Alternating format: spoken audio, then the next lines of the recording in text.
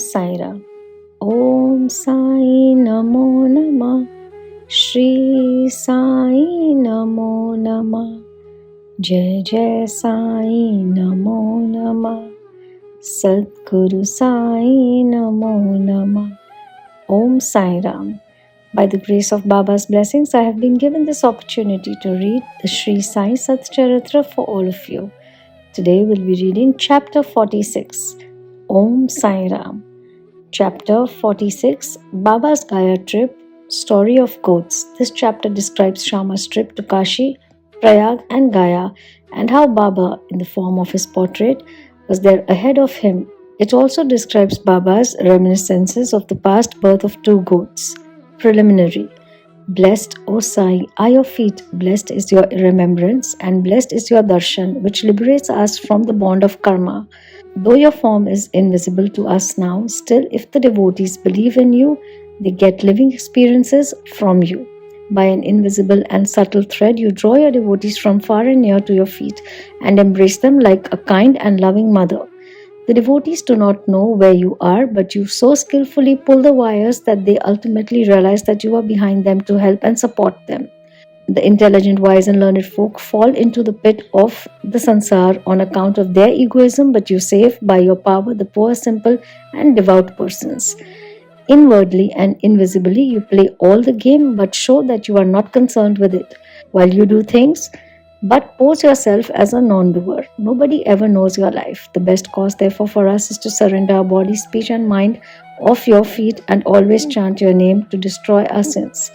You fulfill the wishes of the devotees, and to those who are without any desire you give bliss supreme. The chanting of your sweet name is the easiest sadhana for devotees. By this sadhana our sins, rajas and tamas qualities will vanish. The sattva qualities and righteousness will gain predominance, and along with this discrimination, dispassion and knowledge will follow. Then we shall abide in ourself and our Guru, who are one and the same. This is what is called complete surrender to the Guru. The only sure sign of this is that our mind gets calm and peaceful. The greatness of this surrender, devotion and knowledge is unique, for peace, non-attachment, fame and salvation, etc. come in its wake. If Baba accepts a devotee, he follows him and stands by him day and night at his home or abroad. Let the devotee go anywhere he likes, Baba is there ahead of him in some form in an inconceivable manner. The following story illustrates this. Gaya trip. Sometime after Kaka Sahib Dikshit was introduced to Sai Baba, he decided to perform the thread or Upaniyan ceremony of his eldest son Babu at Nagpur. At about the same time, Nana Sahib Chandorkar decided to perform the marriage ceremony of his eldest son at Gwalior. Both Dikshit and Chandorkar came to Shirdi and lovingly invited Baba for these functions. Baba asked them to take Shama as his representative. When he was pressed to come in person, Baba told them to take Shama with them and said after doing Banaras and Prayag, we would be ahead of Shama. Now mark these words, for they show Baba's all-pervasiveness. After taking the permission of Baba, Shama decided to go to Nagpur and Gwalior for these functions and ceremonies, and then to Kashi, Prayag and Gaya. Appa Kote made up his mind to accompany him. They both first went to Nagpur for the thread ceremony. Kaka Sahib Dikshit gave Shama rupees 200 for his expenses. Then they went to Gwalior for the marriage ceremony. There Nana Sahib Chandorkar gave Shama rupees 100 and his Vyahi, that is relative, Mr. Jathar, gave him also rupees 100. Then Shama went to Kashi and then to Ayodhya. He was well received in Jathar's beautiful temple of Lakshmi Narayan at Kashi, that is Varanasi or Banaras, and in the Ram Mandir at Ayodhya by Jathar's manager. They, Shama and Kote, stayed for 21 days in Ayodhya and 2 months in Kashi or Banaras. Then they left for Gaya. In the train they felt little uneasy on hearing that plague was prevailing in Gaya. At night they alighted at Gaya station and stayed in the Dharamshala. In the morning, the Gayawala, that is the priest who arranges for the lodging and boarding of the pilgrims, came there and said, the pilgrims have already started, you better make haste. Shama casually asked him whether there was plague in Gaya. No, said the Gayawala. Please come without any fear or anxiety and see yourself. Then they went with him and stayed in his house, which was a big and spacious vara. Shama was pleased with the accommodation provided to him, but what pleased him most was the beautiful big portrait of Baba fixed in the central and front portion of the building.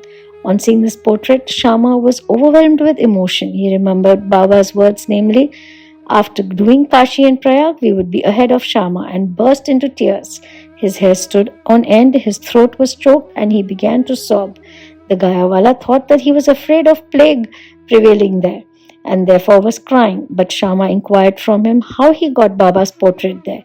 He replied that he had 200 or 300 agents working at Manmad and Puntambe for looking after the convenience of the pilgrims to Gaya, and from them he heard about Baba's fame.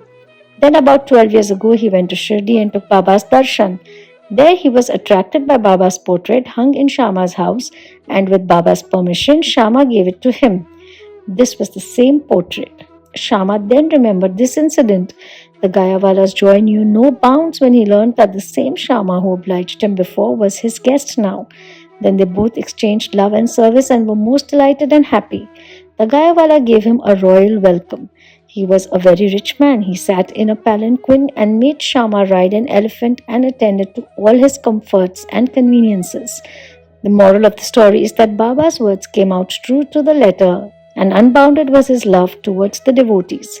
But leave this aside, he also loved all creatures equally, for he felt that he was one with them. The following story will illustrate this. Two goats. Baba was once returning from Lendi when he saw a flock of goats. Two of them attracted his attention. He went to them, caressed and fondled them, and bought them for rupees 32. The devotees were surprised at this conduct of Baba. They thought that Baba was duped in this bargain, as the goats would fetch rupees 2 each, or at the most rupees 3 or 4 each, that is rupees 8 for both. They began to take Baba to task for this, but Baba kept calm and cool. Shama and Tatya Kote asked Baba for an explanation. He said he did not care to store money as he had no home or family to look after. He asked them to purchase at his cost 4 seers of dal, that is lentil, and feed the goats. After this was done, Baba returned the goats to the owner of the flock and gave out the following reminiscences and story of the goats.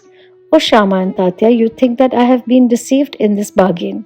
No, listen to their story. In their former birth, they were human beings and had the good fortune to be with me and sit by my side. They were uterine brothers, loving each other initially, but later on they became enemies. The elder brother was an idle fellow, while the younger one was an active chap and earned a lot of money. The former became greedy and jealous and wanted to kill his younger brother and take away his money. They forgot their fraternal relations and began to quarrel with each other. The elder brother resorted to many devices to kill his younger brother, but all his attempts failed. Thus they became deadly enemies, and finally on one occasion the elder gave a deadly blow with a big stick on the latter's head, while the latter struck the former with an axe, with the result that both fell dead on the spot. As a result of their actions, they were both born as goats. As they passed by me, I at once recognized them. I remembered their past history. By taking pity on them, I wanted to feed them and give them rest and comfort, and for this reason I spent all the money for which you blame me.